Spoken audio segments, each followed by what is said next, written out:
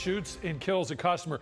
Police not saying anything about what happened or what exactly happened. He clocked in for his shift that night the same way he had every other night for months. Nobody at that Pizza Hut knew they were making pizza next to a man the state of Ohio had already decided was too dangerous to be walking free. Not a coworker, not a manager, not the customers ordering breadsticks at the counter. Because 10 months earlier, a judge in Cleveland signed a warrant for his arrest. Rape, first-degree felony. And that warrant just sat there, in a database, untouched, while he showed up to work, clocked in, clocked out, and went home. Over and over again. Nobody came for him. Until the night a 29-year-old woman named Marshay Wilson walked through that door to order food and never got the chance to eat it. What happened next wasn't just a shooting. It was the final domino in a chain of failures that started 10 months earlier, in a system that was supposed to protect people like Marshay, and didn't. And by the end of this, you're going to understand exactly how a man wanted for rape ends up serving you pizza. Well, in new video this afternoon, we're showing the moments leading up to and after a deadly shooting at a business in Euclid. The victim we now know is identified as 29-year-old Marshay Wilson, and 24-year-old Keishaun Kellom has been charged in her death. Police say the two got into some sort of fight at the Pizza Hut on Shore Center Drive, where Kellom was an employee. You can see here in the video, Wilson was leaving in her car. Kellom will step out of the building there and fire multiple shots at her vehicle. 3 people were inside that car, by the way, including a child. Now, despite her injuries, Wilson was able to drive away, and a passenger called 911, but Wilson passed away at the hospital. Stick around, because near the end, I'm going to walk you through a safety habit that could genuinely change how you handle a bad situation in public. It's simple. Most people don't think about it until it's too late. Let's get into it. Welcome to True Crime Footprint, where we unveil the darkest mysteries and the most terrifying true crime tales.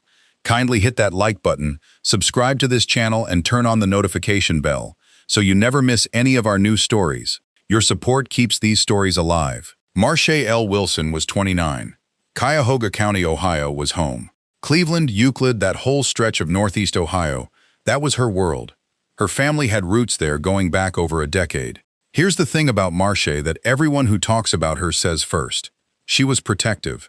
The kind of sister who looked out for people. Her sister Danielle would later stand in a courtroom and become the loudest voice, demanding somebody explain how this happened. That tells you something about the family she came from.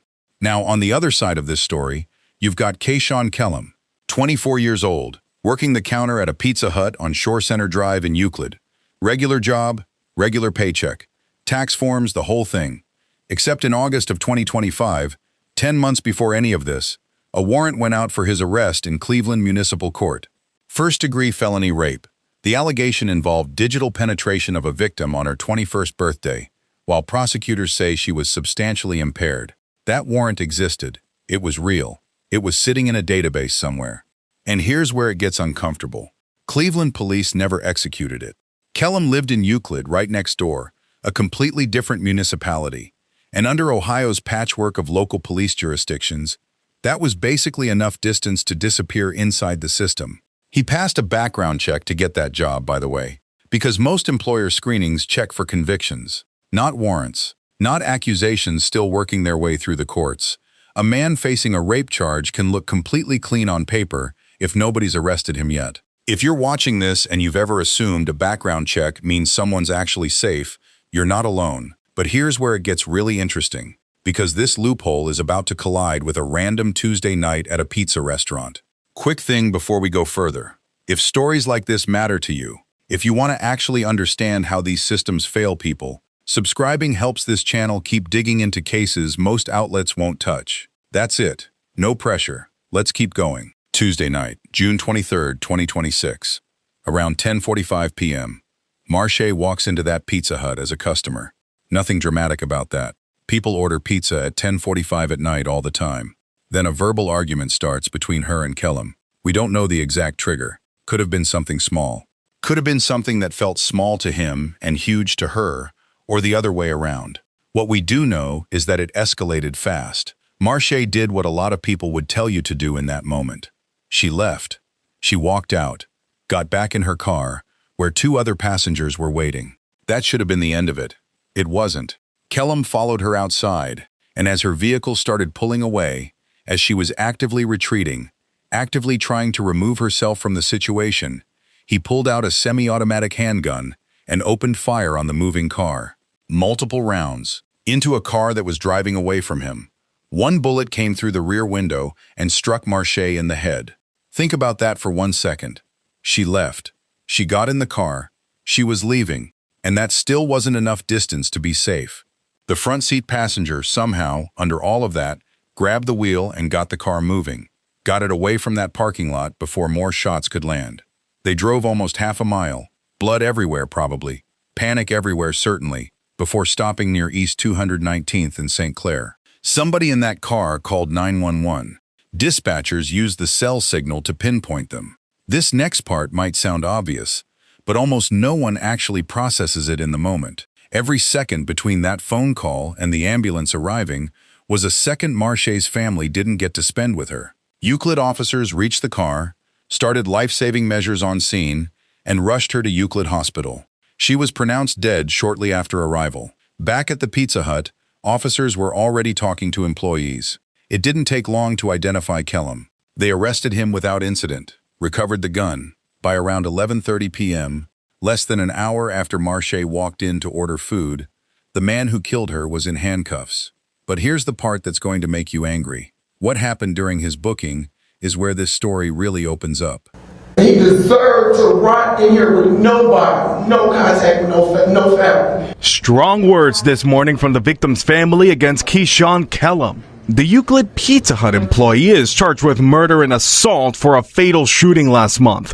He pleaded not guilty to both charges. He's even sitting there rolling his eyes as I speak, as a victim, as someone here to talk for my sister since he muted her. Euclid police say Kellom got into an argument with 29-year-old Marshay Wilson on the night of June 23rd at the Pizza Hut on Shore Center Drive. This surveillance video shows who officers say is Kellom firing shots at Wilson's car as she tried to leave the restaurant. When officers arrived at the scene, they found Wilson with a gunshot wound to the head. My sister was just trying to do something for my niece. And my niece was in the car when that happened. But Kellom faces even more legal trouble from before the shooting. Court records show that he was also wanted for a separate rape and kidnapping case at the time of his arrest. Something Wilson's sisters made abundantly clear to Judge Kevin Kelly. I don't understand how he was able to clock in and have a steady location with a rape warrant. Kellom also pleaded not guilty to those rape charges. Altogether, the judge handed the 24-year-old two separate bonds worth a total of $1,100,000. So Kellom's in custody now, being processed for murder. Standard procedure, right? They run his name through the system. And that's when the 10-month-old rape warrant finally shows up. The one that had been sitting there, unexecuted, the entire time he was working a public-facing job a few miles away. Cleveland police came and served that warrant to him inside the Cuyahoga County Jail. Think about the timeline for a second. That warrant was active in August 2025. It only got served in June 2026. It took a homicide for the system to finally catch up to something it already knew. A grand jury combined both cases, the Euclid shooting and the Cleveland rape allegation, into one indictment. Now, I promised you a safety tip, and this is the moment to give it to you, because it connects directly to what just happened. If you're ever in a public confrontation with someone, anyone, a coworker, a stranger, someone in a parking lot, and you feel the temperature rising, your instinct is probably to walk away calmly. That's good. That's usually correct. But here's the addition most people miss. Walk away at an angle, not in a straight line, and put something physical between you and them as fast as possible. A car door, a corner of a building, a row of parked cars. Marshay did the right thing by leaving. What made the difference for her passenger's survival was distance and an obstacle. The car itself, even partially. A straight-line retreat gives an aggressive person a clean shot, literally or otherwise, at your back. An angled retreat behind cover buys you seconds. Seconds matter more than people think. Okay, back to the case, because it's about to get worse before it gets better. If this is the kind of case breakdown you actually want more of, the honest, research-heavy kind, not the sensationalized version, Subscribing is genuinely the best way to make sure you don't miss the next one. All right, let's talk about what happened in that courtroom. July 6, 2026. Kellom appears by video link in front of Judge Kevin Kelly for arraignment. Pleads not guilty. All counts. And the list of counts is long. 2 counts of murder, with a firearm specification. 4 counts of felonious assault, also with firearm specifications. Because remember, there were 2 other passengers in that car who could have just as easily died. 2 counts of rape and 2 counts of gross sexual imposition tied to the August 2025 incident. 2 counts of kidnapping on top of that. Bond got set at $1.1 million total. $1 million for the murder case, $100,000 for the rape case. Judge Kelly also ordered a no-contact provision protecting both families and mandated HIV testing, which is standard in felony sexual assault cases in Ohio. Here's the moment that stuck with people who were in that courtroom or watching it. Danielle Wilson, Marshay's sister, said Kellom rolled his eyes during the video arraignment while being charged with murdering her sister, and Danielle didn't hold back. She asked the question everyone should be asking. How does a man facing a felony rape charge get to hold a public job in the next town over without anyone stopping him? She said flatly that if the warrant had been enforced, her sister would still be alive. And honestly, it's hard to argue with her. Because here's what this case actually exposes, underneath the tragedy of it. Cuyahoga County has dozens of separate municipal police departments, each running mostly on their own local systems. A warrant filed in Cleveland doesn't automatically trigger action in Euclid. Unless a warrant unit is actively hunting someone, that warrant often just waits for a traffic stop, for a random encounter, for something, anything, to bring that name back up on a screen. Kellom didn't hide. He worked a normal job, in the open, under his own name, for 10 months. The system had everything it needed to find him. It just never looked. And the private sector gap makes it worse. Employers screen for convictions, not warrants. So a man can be formally accused of a violent felony and still pass a background check with flying colors.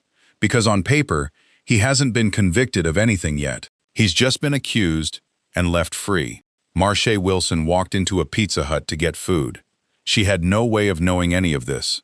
No way of knowing the man behind the counter was already supposed to be somewhere else. In custody, not making pizza. To Marshay's family, to Danielle, to everyone who loved her, I'm genuinely sorry for the loss you're carrying. No verdict, no reform, no amount of accountability brings her back. But I hope this story getting told puts a little more pressure on a system that clearly needs fixing. To everyone who made it to the end, thank you for watching, for your attention, and for joining us on this journey of reflection. Stay informed, stay vigilant, and above all, stay safe. See you on our next video.